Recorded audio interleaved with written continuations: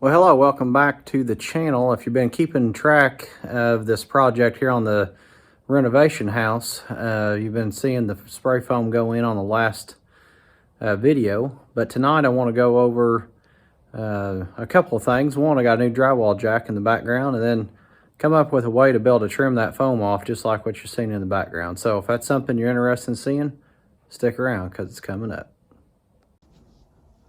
All right, so I made a quick trip to my local Harbor Freight and picked up this drywall jack, and believe it or not, I had to wait for one to come in. They were just a couple days before the shipment came in, but I was able to get one. This is a Franklin brand, had 150 pound capacity on it. It's pretty easy to put together, pretty much just like it comes apart for storage. All that stuff was pre-assembled, casters and all the nuts and bolts were pretty much in there ready to go, so that made it nice. So as you know, we got spray foam in. We're going to be putting up some drywall here shortly, so I want to go ahead and get that thing so that I am prepared. Another little piece to the project here that was kind of unforeseen is while I was working on that front room, the one that I did not have trimmed off like this because it's going to be stripped out, I came up against an issue. Let me slide up here and kind of explain to you what I've got going on. So the spray foam in here, I did not have trimmed off, and probably made a little bit of a mistake on my end of it. And the reason I didn't have it trimmed off is because this room is going to be stripped out. It's got the old rough cut lumber in here, which is very hard to get a screw to go into without breaking off. And what I found on another room in this house as I was working on it, you spend more time trying to get a screw in it and fixing that than you would if you would have just stripped it out. So with that said, when I got to looking at it, when I go to strip it, I've got a ton of insulation that is in the way. So for instance, I'm going to be up 4 foot, which is about in this area. I've got this foam, and then likewise all the way down the wall to shave off. I didn't think that was going to be a big issue, and I was just going to take my hammer and just kind of claw it back, but I found out that it was. So what do you do about that? Well, let me show you what I come up with. All right, so I got this 20 volt DeWalt Sawzall, and I saw the guys when they were doing the foam in the other room use a Sawzall with a very long blade on it, and that's what they used to cut everything off with. So the problem is I don't have that device and I don't have that length of blade. So did some searching online, and I ended up buying one of the saw blades, I should say. It came with a handle so that you could do it manually, but I thought, why do I want to do it manually when I've got a Sawzall sitting here? So what I did was took the handle off, which is where these 2 bolts were, and then let me flip this over. I've got one of my heavy duty Sawzall blades, so the thickness of that metal, as you can see in the white there, is fairly thick. I mean, that's probably about as much that you can get to fit inside the lock mechanism here. And I lined that up with the handle, and I drilled a couple of holes back at the shop there with the drill press. And then I just bolted the long 36-inch blade to my Sawzall blade. So now I've got a tool that is very similar to what the guys that do this for a living was using.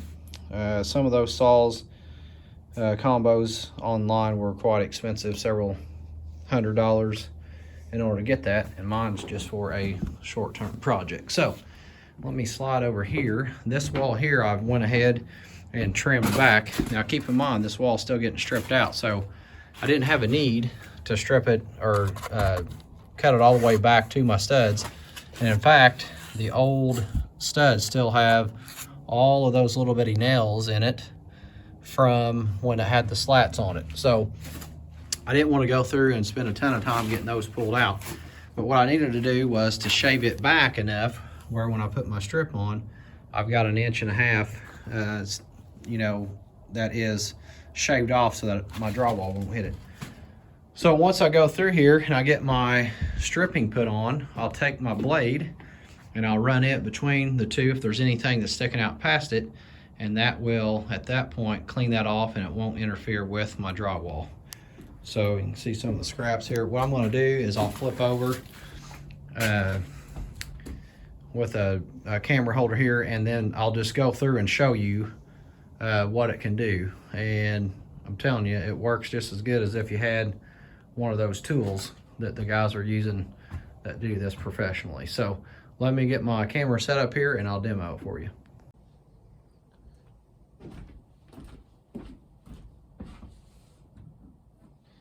All right, so I'm just going to run down through here along this window and show you how this thing works. I'm just going to run it up here. I need to go into that next stud right there. So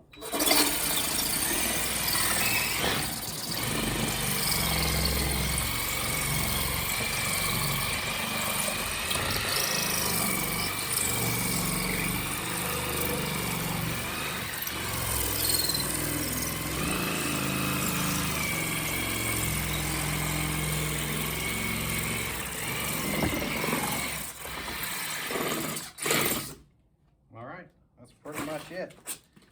And you can see what we get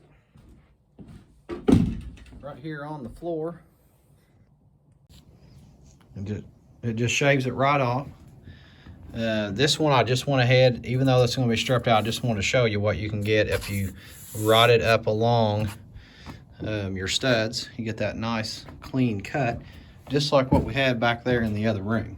So now in this case here, I know I mentioned earlier about some of the nails. The nails around the facing here for the window I'd already cleaned off, and then that center stud right here was clear. So that's why I was able to go back to those studs.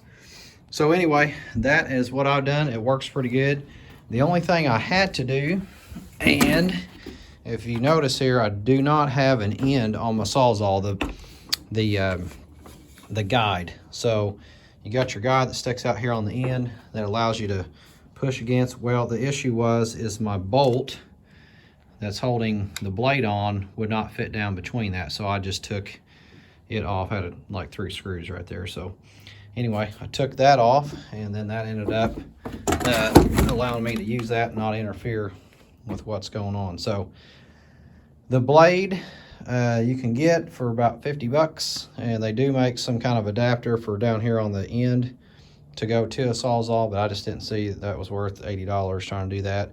Just kind of come up with my own setup there. So anyway, what I'm going to do next on here is just go through around and shave the rest of that off and get everything ready for the stripping that needs to go in.